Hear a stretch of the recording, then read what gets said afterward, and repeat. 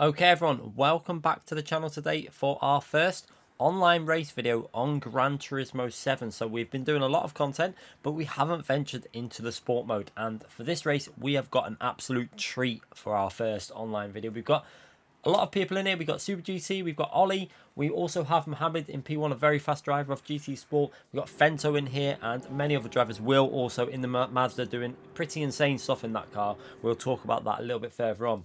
So yeah, if you are interested in the setup that I'm using for this race, check it out in the description. I did my own setup and I've shared it on my channel as a video, so you can check that video out also. Make sure you subscribe also if you haven't already done so, and hit that like button, because this video is an absolutely brilliant race. An absolutely perfect way to start off the Gran Turismo 7 online race content. So I'm starting P4, let's see what we can do. On the roll and start, mixture 6 straight away, because this race has got extreme fuel saving. Times 7 fuel and times 15 tyres. However, we are on the hard tyres, which on GT7 do actually last very well compared to GT Sport. There is a bigger separation in how fast these tyres wear, so the hard tyre is actually pretty good if you've got a very high multiplier. So starting from P4, let's see if we can make our way up into the front of the field here. So we've got fast drivers in front. Straight away, mixture 2 through this section, especially on the cooler tyres, seems to give nice traction. And we're going to probably have to go straight into a fuel saving strategy, because you can see the cars in front, they're battling.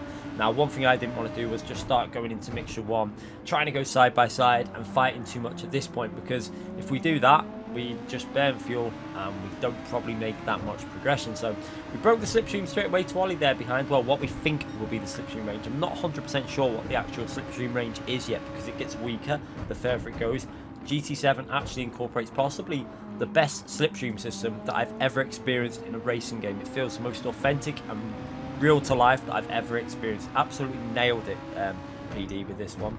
So yeah, into this tricky left-hand corner. Very careful on the throttle for here. You've got to be a little bit careful as you put the power down. Lovely graphics there with the sun setting. So with the dynamic weather now on GT7, things looking absolutely amazing on this game. So into mixture 1, we can see there's a bit of a gap between P3, Breeze in front of us, that's Wynn's second account, and P2. So I'm guessing he's in a fuel saving strategy. So I'm going to go past him, because I didn't really want to get caught behind him too much with his fuel saving, and decided to go for that move up the inside. But now we're at a bit of an awkward angle taking this corner, but luckily just about managed to make it. We are going to go over the grass a little bit there, but just about keep it on the track. And now we need to try and head off after the top 2. So top 2 there, it looks like Fento was actually bump drafting P1 down the straight and then into the braking zone. You can see we're just outside the slipstream, but I now need to be the person to drag the cars that are behind me into their slipstream. So at this stage, this isn't the best thing for our fuel, because we need to be pushing to try and get up to them, so I can actually do either fuel saving or try and get myself ahead of them. So at this stage, you can see we are catching up. They're obviously doing a lot of fuel saving. They're going side by side as well. We're in mixture 2 for here. I actually find in this section of track, mixture 2 in the Audi was very, very nice. It seemed to be quite competitive. Didn't seem a huge difference really to mixture 1. It seemed to possibly be because of traction, and with GT7's advanced physics, mixture 2 was actually pretty strong, probably good on traction zones. That's why we were gaining quite nicely. So you can see almost in that slipstream now, coming into this tricky corner, hooking it up quite nicely on the power as early as we dare, slowly feeding that power through, and now we're into mixture 1, and we've actually got that slipstream. You can see there behind us, Ollie's still hanging on in the slipstream. Looks like Steve's lost a position to a driver, I think. Actually, that's Breeze, sorry. So Breeze hanging in our slipstream with Ollie behind him and Super GT behind that. So we've got 2 cars between myself and Super GT, but only about 1.4 seconds, something like that, between us. So back into mixture 2 for this section, just to try and help it be a little bit smoother through this very tricky chicane. We saw a lot of people crashing into the barrier or onto the grass. We made the mistake. It was a very common mistake all through the night, with people making errors on that corner. So yeah, working our way down the main straight now, and we can see we're right behind P1 and 2, and we're actually saving that fuel to try and bring back some of that fuel that we used up on lap 2, or I should say the early part of lap 2, when we obviously had to try and get into the slipstream. But now we're right behind P1 and P2. Let's see what we can do in this race as we look at that replay camera again, looking absolutely stunning on GT7 as usual. But just look how close this racing is. Extremely close between P1, P2, P3, all the way down to P6, 7, 8. Absolutely brilliant stuff as we, again, go through this tricky section. You can see we're getting a little bit closer to P1 and 2. We're in that slipstream, and now we just got to try and get a very solid exit from this tricky right-hand corner up here, where it's all about getting on that throttle at the right percentage. So coming through here, we actually get quite good exit speed. You can see we get a little bit closer to P2 there, and now we're going to be working our way onto the left-hand corner, trying to get a good exit and seeing if we can get into the slipstream even more now. So nice strong exit from the corner, taking a little bit tighter line to the top two, and now we're onto the straight, and we're going to get that slipstream all the way down this main straight, well, the back straight, through the oval part of the course. And you can see using a bit of fuel saving here though, because at this point we need to bring back some of that fuel that we used obviously earlier on. So again, mixture 3 and then all the way up to mixture 6 to try and save a little bit of extra fuel, and then again into mixture 2 for the chicane, just to try and keep a little bit of stability. But as we come through here, Fento in the lead runs a little bit wide. You can see him running wide through there, so I decided to go back into mixture 1, and I thought this was a good time to try and get ourselves ahead of these drivers. We've got Ollie right behind us, and I decided mixture 1, let's see if we can go all the way around the outside and see if anyone follows us. And you can see Ollie goes to the right hand side, gives us a bump draft, and he's going to try and push us all the way past the top driver there. So we're into P1, Ollie's going to follow us through, and Ollie up to P2. And yeah, a great little move there. Good tactical play from Ollie as well, putting himself up into P2. And now we've just got to try and get back into fuel saving and try and break the slipstream. So into mixture 2, through this left-hand corner, trying to get on the power as early as we can. We see Steve loses out a little bit in that battle because he didn't manage to get past them drivers. However, with that Lamborghini, it seems very stable on the throttle. He managed to go for a nice move up the inside. Steve definitely created a very nice setup for this car. And yeah, he's managed to get a move done on Fento there. Very nice overtake. And now he's up behind Mohammed. And you can see myself just up in the lead there, about 1.2, 1.3 seconds ahead. And Steve right behind Mohammed. Will Steve be able to go for a move on Mohammed? We see Mohammed going for a little look on Ollie there and takes a very tight line through the corner, actually going to give himself an opportunity to try and go side by side with Ollie. So they're side by side action in front of Steve. Now Steve does a very, very good tactical overtake here. So he gets his car right up on the inside, puts the front end of his car to the inside of Mohammed, and makes that move up into P3. And now he's going to give Ollie the bump draft to try and boost his speed a little bit to see if they can get closer to my slipstream. But you can see I've got about 1.3, 1.4 second lead to them two. So at this stage, we've just got to try and carry on with the fuel saving and pushing at the same time. You can see I'm in mixture 1 here. We're going to probably go into mixture 2 for the chicane as usual. Into mixture 2 just to try and make it a little bit more stable through this section, down to 3rd gear, try and get it in on the curb. And very similar to the Watkins Glen chicane that, but obviously at Watkins Glen you're doing it the opposite way to this track, so turning left where you turn right, etc. But now into the final lap before we're going to go in the pits. Lap 5 is technically where the best point to pit is due to the fuel situation at this track. For the Audi it is anyway. I do believe there is another car, like I say, the Mazda, that might be able to do this strategy a little bit better. So yeah, we're going to skip ahead to lap 5 now, and we're going to go straight into the pits, and we're going to refuel and change our tyres. Now you can actually get away with, I was watching Super GT as well last night on stream, and it does look like you can get away with doing a no tyre change strategy on this one. You can see as we go in the pits there, we've got a little bit less fuel than Super GT, but more than some other drivers. So at this point I think we've got enough of a gap to go 100% maximum fuel as we come out the pit. So I put maximum fuel in there, and then as we come out the pits there, you can see we're very close to Super GT.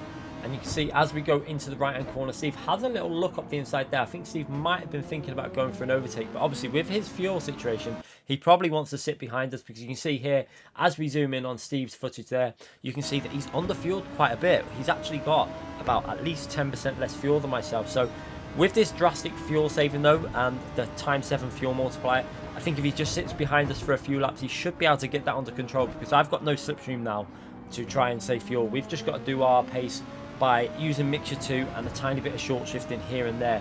But as we come through this left hand corner, hitting the brakes just at the start of that tarmac on the right hand side, down to 2nd gear, getting the power as early as we can up into mixture 1. We're trying to build up a bit of a gap, and as we come through here, I have a little bit of a moment here. This is a little bit of a warning to people as you come through this long left hand corner.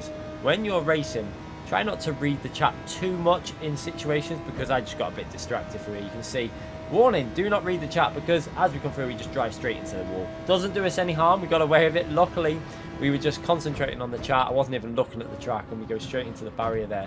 But we get away with it through the chicane and run a little bit wide there, but managed to get reasonable exit speed. You can see up to about 4 tenths gap behind, with Steve behind us about 4 tenths.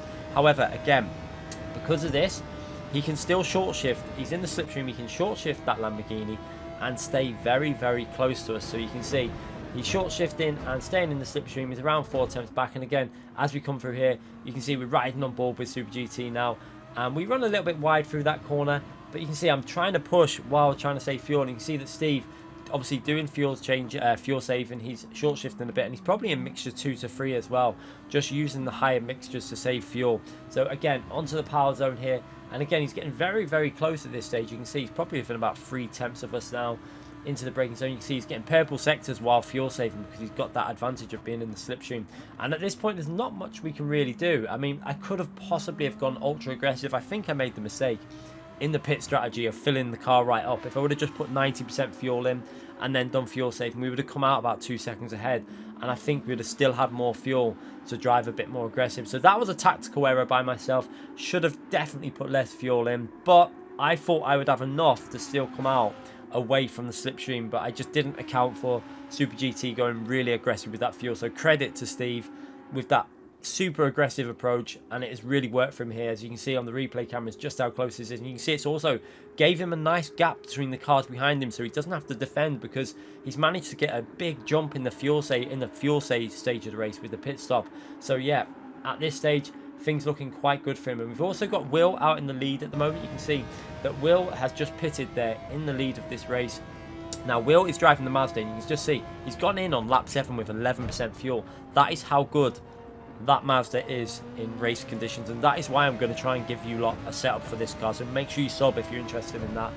But now skipping ahead to the end of lap 8, you can see Steve still behind us, and now he's getting his fuel saving back in a lot better position. So we're starting lap 9, 2 laps to go in this 10 lap race, and you can see Steve getting a little bit more aggressive there. He's getting a little bit closer, obviously thinking about going for the move. It's probably going to be advisable that he goes for it on the final lap, because I think with the fuel situation we still had a little bit more fuel and we could drive a bit more aggressive than him, if he didn't have the slipstream obviously. But into the braking zone he gets very close there. We run a little bit wide there, which is going to give him the run behind us. Now you can see he's got that slipstream and he's getting very close, so we're going to run on board with Super GT now into the braking zone, and he does have a little look up the inside. You can see he has a little look up the inside. I saw it coming, gave him the space on the entry to the corner, and decided to try and concentrate on the exit speed. We get a little bit out of shape, but we managed to hold the inside line, and we're going side by side into this left hand corner. We brake nice and early, keep a tight line into the apex, and make sure that he just can't get on the power too early. So yeah, we just about managed to hold on to the lead, take that wide line around the outside,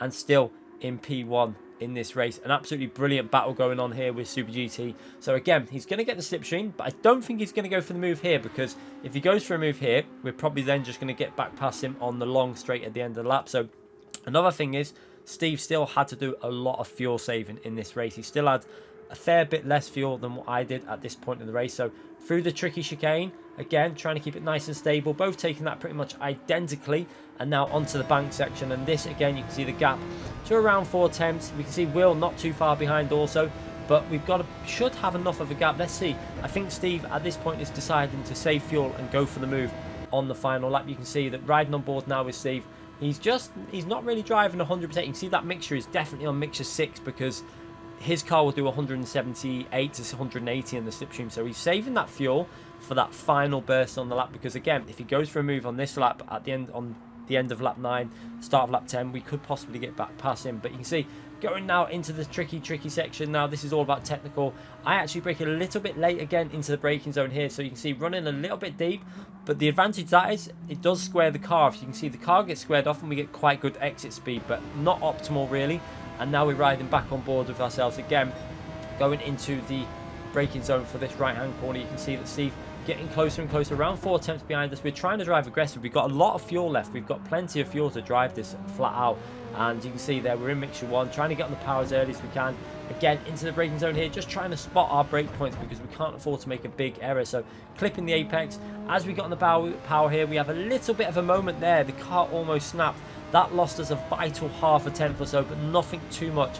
And you can see now Steve in that Lamborghini getting incredibly close. And I think at this point Steve is thinking not to go for the move here, because again, if he goes for the move here, we could then probably get the slipstream and go back past him, because obviously we still probably have a little bit more fuel. So again, you can see Steve just lining it up there, getting the gap nice and close, but not too close that he can't see the corner. And both of us actually drive this chicane almost perfectly. I don't think we both could have done that much better. You can see there, pretty much identical. And now it is going to be a pure drag race all the way to the finishing line. what is going to come out on top here. We've got the Lamborghini with a slight speed advantage on the straights and also slipstream power. He's going to go to the right hand side of the track. We're going to hog the inside and try and take the shortest line to the finishing line. However, you can see Steve has just got himself past, but we're going to try and stay to the left hand side of the track. And unfortunately for us, it doesn't look like we're going to take the win. But look at this incredible race. What a race on GT7. And just look at that gap between P1 and P2 myself. Absolutely brilliant stuff. I hope you lot enjoyed this video. I know I enjoyed the race. We're going to be doing more of these races, and I'm absolutely enjoying this GT7 online, even though there are a lot of issues with the game at the moment. Hopefully when all these issues are ironed out, we're in for an absolute treat with the Gran Turismo 7 online experience. Thanks again for watching, everyone. Hit that like button and subscribe if you enjoyed the video.